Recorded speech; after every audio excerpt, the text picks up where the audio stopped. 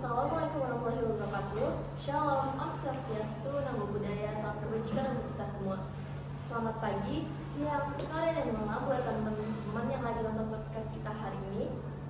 Sebelumnya, perkenalkan nama aku Nabila Hana Samara yang akan menjadi moderator pada podcast kali ini. Nah, hadirnya aku di sini ada yang tahu masih untuk apa? Jadi, hadirnya aku di sini akan Q&A nih sama teman-teman aku. Halo guys, sebelumnya perkenalkan nama kalian satu-satu dong. Halo teman-teman semuanya, nama aku Muhammad Faiz Prasetyo. Namaku Muhammad Faiz. Perkenalkan, aku Rizky Damsa. Halo, nama aku Wahyu Redi. Halo, nama aku Ramayu. Perkenalkan, nama aku Jessica Nugrasitorus. Kira-kira kumpulnya kalian di sini untuk membahas apa sih? Kayaknya aku udah ada sedikit spoiler deh. Ini mau bahas apa? Ini tuh berkaitan dengan sejarah salah satu tokoh penting di dalam bidang sastra kan? Ya benar banget. Jadi kebetulan kita bertuju di sini untuk membahas sejarah dari tokoh sastrawan Indonesia. Nah, kira-kira siapa sih tokoh itu? H.B. Jashim bukan sih? Salah satu tokoh yang memiliki pengaruh besar dalam perkembangan sastra di Indonesia. Wah, benar banget nih. Tokoh yang kita bahas kali ini ialah H.B. Jashim. Sepertinya ada beberapa teman yang masih asing dengan H.B. Jashim nggak sih? Tapi ternyata yang perlu kalian ketahui, jasa beliau di dunia sastra Indonesia sangat besar loh. Nah, di podcast kali ini kita bakal bahas jasa apa yang ia berikan sampai dianggap sebagai tokoh penting. Nah, menurut Faiz Prasetyo, kira-kira nama H.B. Jashim pernah kamu dengar nggak sih? Pastinya pernah dong. H.B. Jashim kan adalah salah satu tokoh yang sering muncul dan jadi pembahasan di mata pelajaran bahasa Indonesia. Ah, gitu. Kalau dipelajarin berarti kira-kira kamu tahu dong beberapa informasi tentang H.B. Jashim? Bisa dibilang begitu. Kalau bahas biografi yang terlintas di pikiran aku tuh riwayat hidup beliau dari kecil hingga tiada nggak sih? Ditampilkan paling awal kan di setiap artikel atau sumber manapun. Aku mau tahu dong, kalau menurut kamu dari sumber yang kamu baca, bagaimana sih riwayat hidup dari H.B. Jashim itu? Benar, aku setuju dengan pernyataanmu. Kalau riwayat hidup merupakan hal pertama yang dibahas di setiap sumber yang membahas suatu tokoh. Dari sumber yang aku baca, H.B. Jashim lahir di Gorontalo pada tanggal 31 Juli 1917 dari seorang Bekmantu Jashim, seorang karyawan Batavia Petroleum Maskapai yang beragama Islam dan bibliofil, dan istrinya Habibah Jau. Ia memiliki 5 saudara laki-laki dan perempuan. Ia bersekolah di Holland Indisch Inlandse School, sekolah berbahasa Belanda untuk penduduk asli Indonesia di Gorontalo, tempat ia mulai banyak membaca. Keluarganya kemudian pindah ke Medan, Sumatera Utara, tempat ia bersekolah di Burger School atau sekolah program pendidikan menengah 5 tahun untuk penduduk asli Indonesia. Setelah menyelesaikan studinya di Medan, Jashim kembali ke Gorontalo, di mana ia bekerja di kantor residen setempat tanpa dibayar. Pada tahun 1940, ia ditawari posisi di Balai Pustaka, rumah penerbitan negara milik Belanda, oleh Direktur Eksekutif saat itu Sultan Takdir Ali Syabana. Ia memulai karirnya di bidang penulisan cerita pendek dan puisi, tetapi kemudian beralih ke bidang resensi dan dokumentasi. Selama pendudukan Jepang, ia menerbitkan beberapa karya, baik puisi maupun cerita pendek.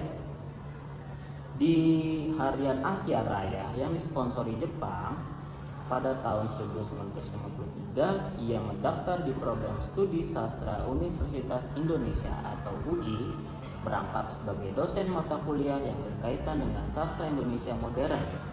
Setelah lulus pada tahun 1957, ia menghabiskan 2 tahunnya di Yale di Amerika Serikat untuk mempelajari sastra perbandingan.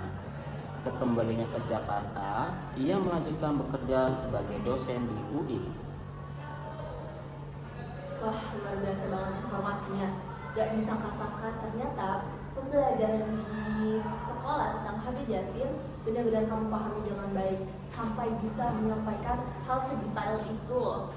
Dari pemaparan yang disampaikan sama Faiz, kira-kira ada yang ingin menyanggah atau menanggapi nggak sih? Informasi yang disampaikan oleh Pak Prasetyo sudah runut dan terperinci. Tapi aku mau menambahkan nih, karena mungkin yang disampaikan Pak Prasetyo merupakan informasi umum yang didengar orang-orang ketika mencari informasi tentang Habib Yasin. Yang akan aku sampaikan sekarang ini termasuk ke dalam riwayat hidup seorang Habib Yasin yang bersifat khusus. Jadi pertama, Yasin dipecat dari jabatannya di UI pada tahun 1964 setelah ia menjadi salah satu penandatangan utama Magnivor Kebudayaan pada tahun 1963 sebagai respon terhadap tekanan kiri yang terus berlanjut dalam sastra, terutama dari lembaga kebudayaan rakyat, di antara organisasi-organisasi lainnya. Selanjutnya, pada tahun 1971, ia diadili atas tuduhan penistaan agama karena menolak untuk mengungkapkan nama sebenarnya dari penulis cerita pendek Langit Makin Mendung yang dimuat dalam sastra yang disuntingnya. Ia dijatuhi hukuman 1 tahun penjara dengan masa percobaan. Ia menghabiskan 2 tahun untuk berdebat menentang putusan tersebut. Setelah masa percobaannya, ia kembali ke UI sebagai dosen tetap. 2 tahun kemudian, ia dianugerahi gelar Doktor Kehormatan.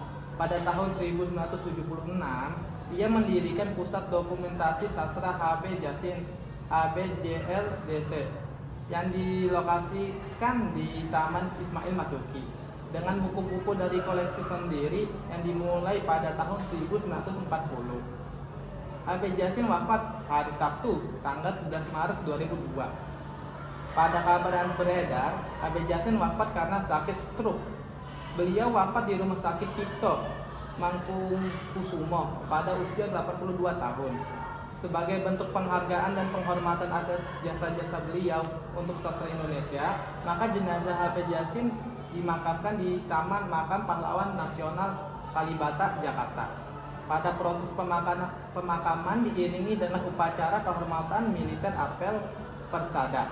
Itu saja yang saya ingin tambahkan. Terima kasih ya Pak Is atas pemaparan tambahannya. Jadi aku pun baru tahu loh kalau Habib Yasin itu pernah mengalami masa di jeruji.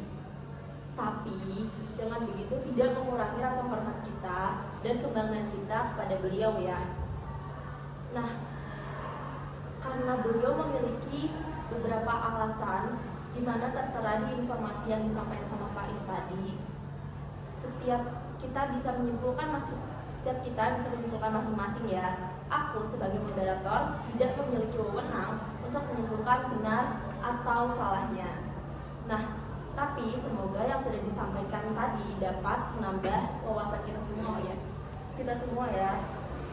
Oh ya, masih ada nggak nih semangatnya teman-teman? Masih dong. Jangan bosan dulu nih, karena habis ini kita bakal membahas materi yang nggak kalah serunya dengan pemaparan materi sebelumnya. Kira-kira materi apa sih yang bakal kita bahas? Aku mau nanya sama kamu deh. Kalau Habib Yasin merupakan sastrawan, seharusnya materi yang dibahas sekarang tentang karya atau jasanya beliau nggak sih? Bener dong. Kayak Bener deh, kayaknya di antara dua itu. Tapi kalau menurut aku, jasa beliau dulu yang mungkin dibahas sekarang. jawaban kalian berdua ini gak ada yang salah. Semuanya benar dan akan kita bahas di podcast kita kali ini. Tapi buat sekarang kita akan bahas tentang karya-karya dari Habib Yasin yang memiliki pengaruh besar bagi masyarakat Indonesia. Aku mau dengar nih pendapat dari kalian berdasarkan sumber yang pernah kalian baca tentang karya Habib Yasin. Mungkin bisa dimulai dari Rizky. Terima kasih sebelumnya untuk kesempatan diberikan. Beberapa karya Habib Yasin yang akan aku sampaikan. Yang pertama, Angkatan 45. Buku Angkatan 45 oleh Habib Yasin adalah karya monumental yang menyoroti perkembangan sastra Indonesia pada periode penting Angkatan 45. Buku ini menjadi referensi utama bagi para peneliti dan penggemar sastra yang tertarik untuk memahami perjalanan angkatan 45 dan perannya dalam membangun identitas sastra Indonesia pasca kemerdekaan. H.B. Jassin menggambarkan dengan indah semangat perjuangan para penulis dan penyair pada masa itu, serta peran penting mereka dalam membentuk sastra nasional. Yang kedua, sifat penyair di daerahnya. Melalui karyanya yang satu ini, H.B. Jassin mengeksplorasi berbagai tradisi dari orang sastra yang di berbagai daerah Indonesia. Melalui buku ini, Pak Jassin membuktikan keahliannya sebagai sastra yang dalam dan cermat. Ia memberikan sorotan pada kekayaan bekas sastra di setiap daerah, memperkenalkan kita pada keindahan puisi dan cerita-cerita yang beragam dari seluruh penjuru Nusantara. Yang ketiga, ada kesusastraan Indonesia modern dalam kritik dan esai jilid 1-4. Karya ini merupakan komplikasi dari esai dan kritik sastra. H.B. Jassin tentang karya-karya sastra Indonesia modern. Dalam 4 jilid karya ini, Pak Jassin membedah karya-karya sastra yang ikonik dan membahas perkembangan sastra Indonesia dari berbagai aspek. Melalui analisisnya yang tajam dan wawasan mendalam, ia membuka wawasan dan membaca tentang sastra modern Indonesia dan memperdalam apresiasi terhadap karya-karya tersebut. Ternyata karya-karya H.B. Jassin memiliki dampak yang luar biasa ya bagi masyarakat Indonesia. Pengabdiannya terhadap dunia sastra Indonesia patut diacungi jempol. Nah, sekarang aku mau dengar nih dari Adi tentang karya H.B. Jassin.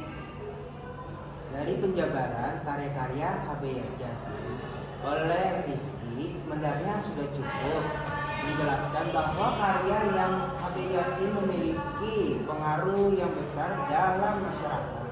Tapi saya ingin menambahkan beberapa karyanya yang lagi nih. Yang pertama itu kesusastraan dunia dalam terjemah Indonesia. Kesusastraan dalam dunia dalam terjemah Indonesia adalah salah satu karya penting lainnya dari H.B. Jassin. Buku ini membantu membuka akses bagi pembaca Indonesia untuk mengenal sastra dunia melalui terjemah yang cermat dan jelas. Dengan membaca karya-karya sastra dari berbagai belahan dunia, pembaca dapat memperluas kawasan mereka dan memahami pandangan serta gagasan yang berbeda dalam kemasan sastra yang menarik. Yang kedua, Heboh Sastra 1968, suatu pertanggungjawaban. Heboh Sastra 1968 adalah kumpulan esai kritis yang berani dan kontroversial yang ditulis oleh H.B. Jassin. Buku ini merekam berbagai peristiwa penting dalam dunia sastra Indonesia pada tahun 1968, termasuk perkembangan kontroversial yang mungkin ini disebutkan oleh sumber-sumber resmi. H.B. Jassin memberikan perspektif uniknya dan memberikan suatu pertanggungjawaban atas apa yang telah terjadi baik di dalam maupun di luar sastra. Nah, teman-teman sudah nggak penasaran lagi kan tentang bagaimana karya-karya dari H.B. Jassin. Jadi nanti kalau ditanya sama masyarakat luas tentang karya H.B. Jassin, kalian nggak perlu bingung lagi nih jawabnya. Nah, selanjutnya kita akan masuk ke materi berikutnya tentang jasa seorang H.B. Jassin terhadap suatu bidang tertentu. Atau kita bisa perkecil lagi dalam bidang dokumentasi. Aku mau dengar nih pendapat dari Rahma. Dari berbagai sumber yang pernah aku baca, ada beberapa informasi yang mau aku sampaikan. Jadi, Acep Jamzamur dalam buku berjudul 33 Tokoh Sastra Indonesia Paling Berpengaruh menjelaskan bahwa kecintaan H.B. Jassin pada sastra terlihat dari ketekunannya. Mendokumentasikan bukan hanya karya sastrawan, melainkan segala dokumen yang diperkirakannya akan berguna dalam memahami karya seorang sastrawan.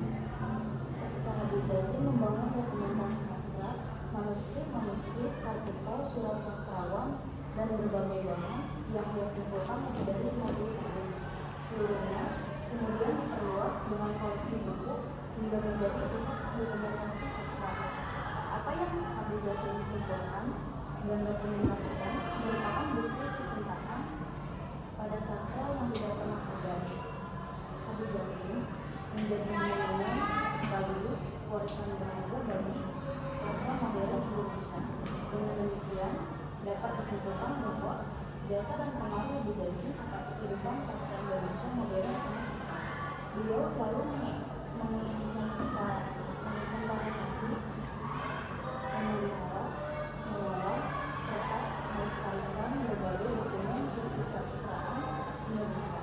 Boleh dibilang, wajah sastra Indonesia yang terbentuk sebagaimana sosoknya sekarang ini tidak dapat dipisahkan dari peran Habib Jasin.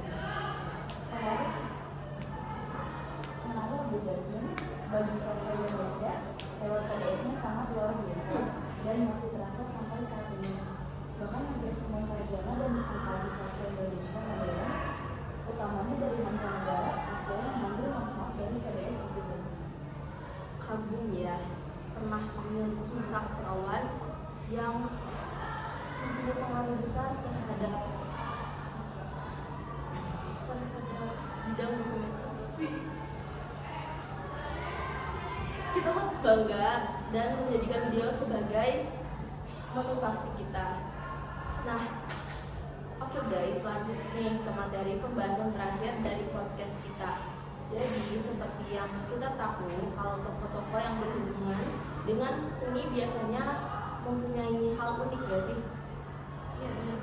Nah, aku sering lihat tuh di TikTok atau Reels Instagram, ada beberapa orang yang bergelut tentang keunikan di bidang seni, membagikan kesehariannya yang unik, atau mungkin kebiasaannya yang gak bisa dilakuin sama orang banyak. Berhubung Habib Jasin ini sastrawan yang pengaruhnya besar bagi masyarakat, berarti banyak yang menyoroti dia dong.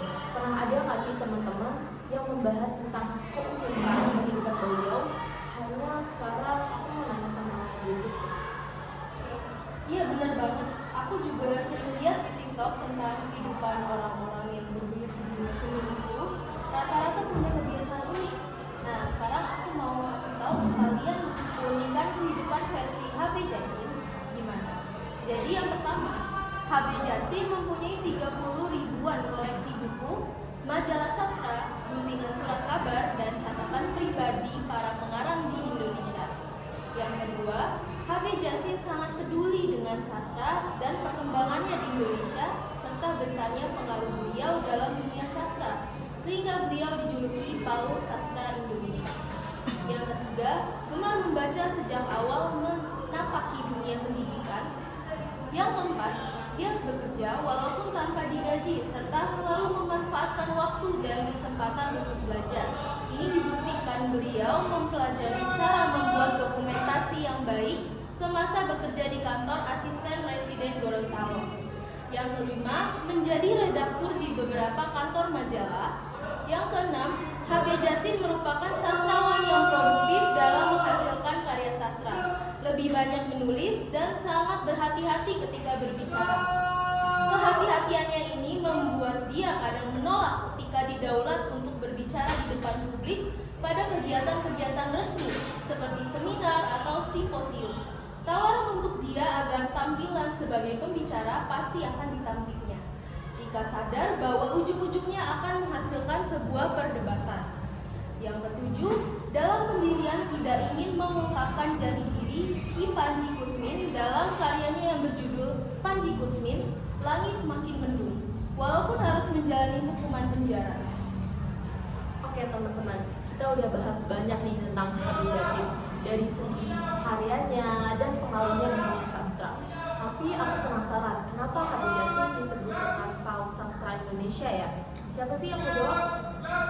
Kalau dari yang aku pelajari, julukan itu diberikan karena perannya yang sangat besar dalam mengarahkan perkembangan sastra Indonesia.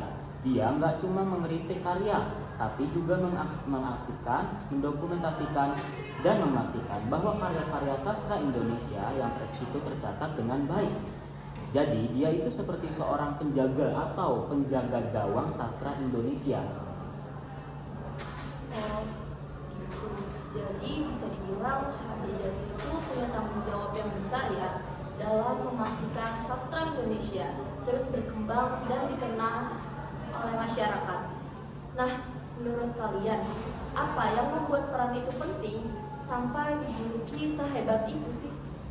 Menurutku, peran Habib Yasin penting karena dia jadi salah satu tokoh yang memastikan bahwa sastra Indonesia diakui dan dihargai, baik di dalam negeri maupun di luar negeri. Kalau kita lihat sekarang, karya-karya sastra Indonesia semakin banyak yang terjemahkan ke dalam bahasa asing.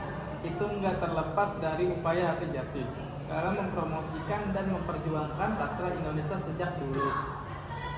Iya, dan aku setuju juga bahwa Habib Yasin bukan hanya kritikus, tapi juga jabatan antara penulis dan pembaca.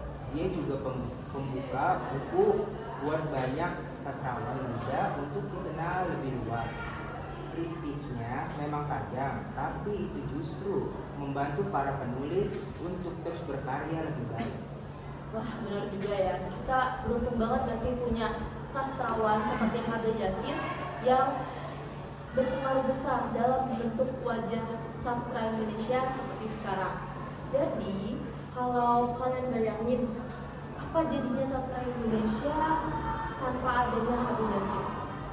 Mungkin nggak akan seorganisasi ini ya. Arsip dan dokumentasi karya penting mungkin nggak akan selengkap sekarang. Mungkin banyak karya sastra dari masa lalu yang sudah hilang atau terlupakan kalau bukan karena usaha beliau mengumpulkan dan menjaga semuanya.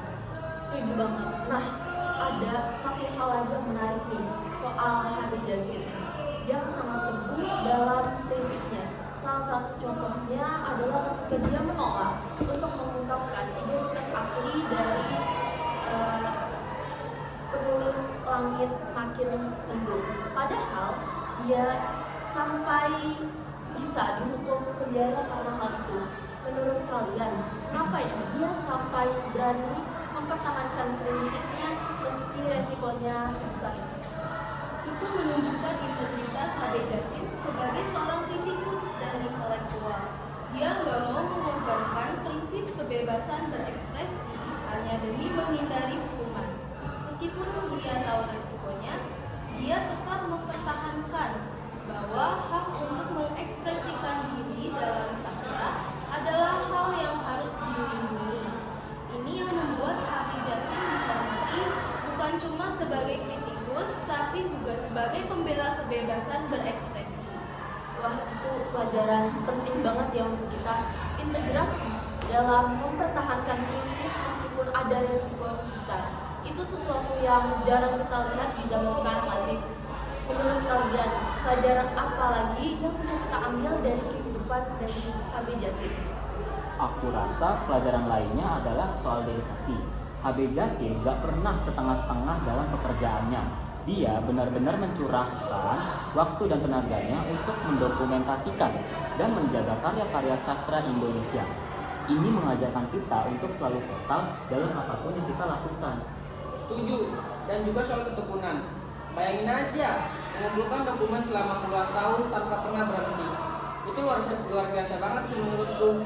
Kita bisa belajar bahwa suksesan itu gak datang dalam semalam, tapi butuh proses panjang dan kerja keras seperti yang dilakukan Diumumkan kepada siswa kelasnya yang mau minjam proyektor harap kembalikan ke ruang wakil.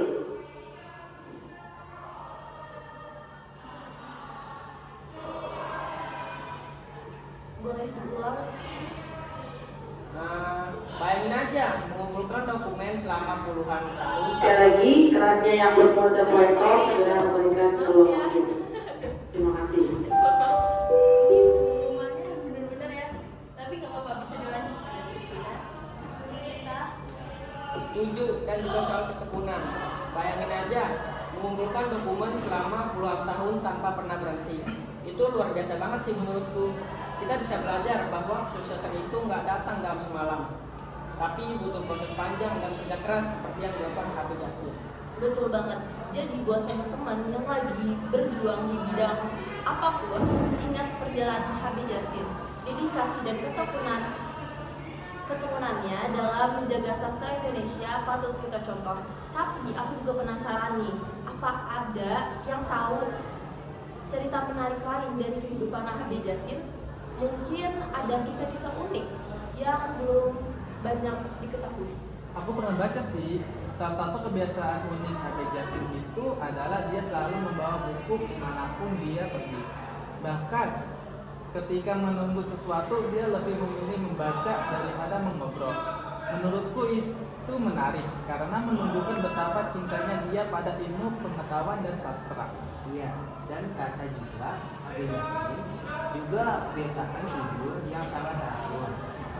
Dia selalu tidur dari awal dan baru subuh untuk membaca dan menulis. Kebiasaan ini yang mungkin bikin dia produktif banget dalam menulis kritik dan dokumentasi karya sastra. Kebiasaan yang disiplin banget ya. Mungkin itu juga yang bikin dia bisa menghasilkan banyak karya berkualitas. Ada lagi nih yang mau ditambahin tentang sosok Habib Djassim. Aku mau tambahin sedikit soal pusat dokumentasi sastra Habib Djassim. Meskipun Habib Djassim sudah tiada, pusat dokumentasi ini tetap aktif dan banyak dimanfaatkan oleh para peneliti, baik dari Indonesia maupun luar negeri loh. Bahkan beberapa peneliti asing menyebut bahwa arsip Habib Djassim adalah salah satu yang terlengkap di Asia Tenggara. Wah, luar biasa banget ya. Peninggalan Habib Djassim benar-benar berdampak besar, bahkan setelah beliau tiada. Ini membuktikan bahwa kontribusi kita bisa terus hidup lewat karya-karya yang kita hasilkan. Selain itu, aku juga mau menambahkan sedikit nih dari artikel yang aku baca. Ada beberapa karya yang sangat direkomendasikan buat teman-teman pendengar.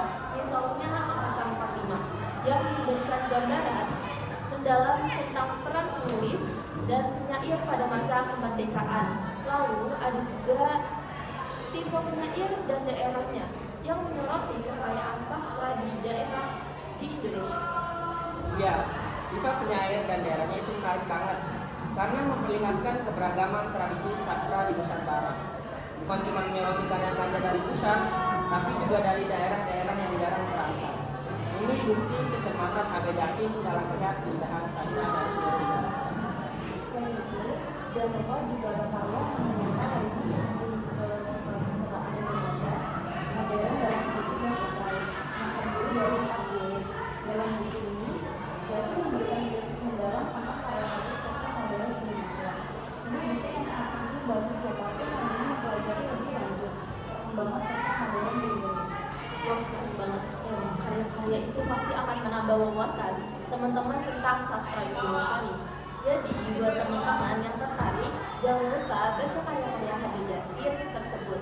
Semakin banyak yang kita baca, semakin kita paham betapa besarnya peran beliau dalam menjaga dan memajukan sastra Indonesia. Terima kasih ya teman-teman buat waktu kalian yang sudah berpartisipasi dalam diskusi kali ini. Kita sudah membahas banyak hal penting nih, mulai dari kehidupan Habib Djassim, karya-karyanya, hingga prinsip-prinsip hidup yang bisa kita contoh. Gimana nih teman-teman? Informasinya bermanfaat banget ya, dari mulai pembahasan awal sampai pembahasan akhir menutup sesi podcast kita kali ini. Nah, semoga yang disampaikan di dalam obrolan singkat kita ini selama 30 menit bisa menambah wawasan kalian ya nantinya. Semoga bisa berguna di kehidupan sehari-hari. Seperti pepatah yang mengatakan setiap orang ada masanya, setiap orang ada masanya, setiap masa ada orangnya, akan menjadi kata-kata untuk menutup sesi podcast kita kali ini. Mungkin podcast yang informatif kita ini udah selesai, tapi kalian jangan pernah berhenti untuk terus mencari ilmu ya teman-teman, karena itu bisa datang dari siapa aja dan dari kapan saja. Aku juga minta maaf apabila ada salah-salah kata dalam menyampaikan informasi materi tadi. Aku dan teman-teman aku izin undur diri ya teman-teman. Wassalamualaikum warahmatullahi warahmatullahi wabarakatuh.